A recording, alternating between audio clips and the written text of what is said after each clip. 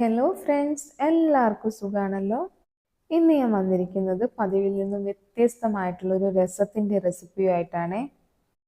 തേങ്ങാപ്പാലൊക്കെ ഒഴിച്ചാണ് ഈ രസം തയ്യാറാക്കുന്നത്. രസം നമുക്ക് സാധാരണ കയ്യിലൊഴിച്ച് കുടിക്കാറാണല്ലോ പതിവ്.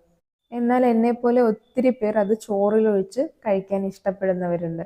അങ്ങനെയൊക്കെ ഉള്ളവർക്ക് പറ്റിയൊരു റെസിപ്പിയാണ് ഇത്. വരൂ, നമുക്ക് ഒട്ടും വൈകാതെ തന്നെ റെസിപ്പിയിലോട്ട് പോവാം.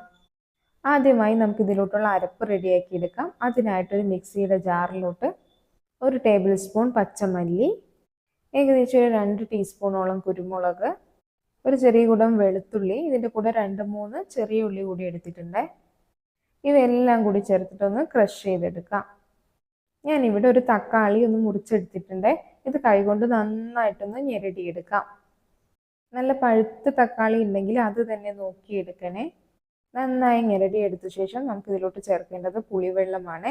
ഒരു ചെറിയ നെല്ലിക്ക വലുപ്പത്തിലുള്ള പുളി നന്നായിട്ട് പിഴിഞ്ഞെടുത്തതാണ് ഇത്.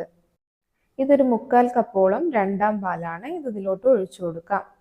രണ്ടാം പാലെന്ന് പറയാൻ പറ്റില്ല, തേങ്ങയുടെ 1-ാം പാല് മാറ്റി വെച്ച ശേഷം ബാക്കിയുള്ളതിന് നന്നായിട്ട് വെള്ളം ഒഴിച്ച് പിഴിഞ്ഞെടുത്തതാണ്. ഇതിനെ നമുക്കൊരു സൈഡിലോട്ട് മാറ്റി വയ്ക്കാം. ശേഷം ഒരു പാത്രം സ്റ്റൗവിൽ വെച്ച് കൊടുത്തിട്ടുണ്ട്. ഇതിലോട്ട് ആവശ്യത്തിന് ഓയിൽ ഒഴിച്ചു കൊടുക്കാം.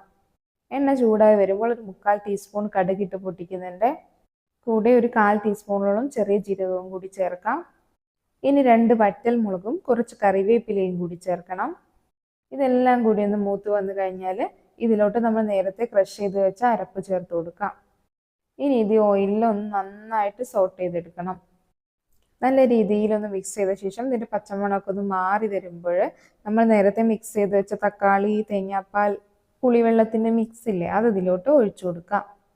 നിങ്ങൾക്ക് എത്ര വെള്ളം വേണമോ അതിനനുസരിച്ച് ഇത് ലൂസാക്കി എടുക്കാം കേട്ടോ. ഇനി നന്നായിട്ടൊന്ന് മിക്സ് ചെയ്ത ശേഷം ഇതിലോട്ട് പാകത്തിന് ഉപ്പും ഒരു ചെറിയ കഷ്ണം കായവും ചേർത്ത് കൊടുക്കാം. ഇനി ഇത് ഫ്ലെയിം കൂട്ടി വെച്ചിട്ട് നന്നായിട്ടൊന്ന് തിളക്കട്ടെ. തിളച്ച് വരുമ്പോൾ ലോ ഫ്ലെയിമിലാക്കണേ. പിന്നെ ഒരു 2-3 മിനിറ്റ് ഇതുപോലെ ഒന്ന് തിളപ്പിച്ചെടുക്കണം. അപ്പോൾ ആ കുരുമുളകിൻ്റെയും പച്ചമല്ലിയുടെയൊക്കെ ടേസ്റ്റ് ആ തേങ്ങാപ്പാലിലോട്ടൊക്കെ നന്നായിട്ട് ഇറങ്ങിക്കോളും. നന്നായിട്ട് തിളച്ച് വന്നു കഴിഞ്ഞാൽ നമുക്ക് ഇതിലോട്ട് ആവശ്യത്തിനുള്ള മല്ലിയില കൂടി ചേർത്ത് കൊടുക്കാം. ഈ സമയത്ത് നിങ്ങൾക്ക് ഉപ്പൊക്കെ ചെക്ക് ചെയ്ത് നോക്കി ആവശ്യമെങ്കിൽ ചേർക്കാവുന്നതാണ് കേട്ടോ. ഇപ്പോൾ ഇതിങ്ങനെ തിളയ്ക്കാൻ തുടങ്ങിയിട്ട് 2-3 മിനിറ്റായി. ഈ സമയം ഫ്ലെയിം നല്ല ലോയിലാക്കി നമ്മൾ നേരത്തെ മാറ്റി വെച്ച 1-ാം പാലില്ലേ, അത് ചേർത്ത് കൊടുക്കാം. ശേഷം ഒന്ന് ഇളക്കിയ ശേഷം നമുക്ക് ഫ്ലെയിം ഓഫ് ചെയ്യാം. അങ്ങനെ വളരെ എളുപ്പത്തിൽ തന്നെ നമ്മുടെ തേങ്ങാപ്പാൽ രസം തയ്യാറാക്കിയിട്ടുണ്ട്. രസമായിട്ട് കുടിക്കാനും ചോറിനൊപ്പം ഒഴിച്ച് കഴിക്കാനും പറ്റിയ നല്ലൊരു റെസിപ്പിയാണിത്. ചോറിന് പ്രത്യേകിച്ച് കറിയൊന്നും ഇല്ലാത്ത സമയത്ത് വളരെ എളുപ്പത്തിൽ ഇത് തയ്യാറാക്കിയെടുക്കാൻ പറ്റും. നല്ല ടേസ്റ്റുമാണ്.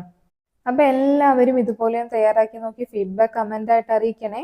കൂടാതെ റെസിപ്പി ഇഷ്ടപ്പെട്ടാൽ ലൈക്ക് ചെയ്യാനും ഫ്രണ്ട്സിനും റിലേറ്റീവ്സിനൊക്കെ ഷെയർ ചെയ്ത് കൊടുക്കാനും മറക്കരുതേ. ചാനൽ ഇതുവരെ സബ്സ്ക്രൈബ് ചെയ്യാത്തവരുണ്ടെങ്കിൽ സബ്സ്ക്രൈബ് കൂടി ചെയ്ത് സപ്പോർട്ട് ചെയ്യൂ. വീണ്ടും പുതിയൊരു അടിപൊളി റെസിപ്പിയുമായിട്ട് കാണാം. താങ്ക്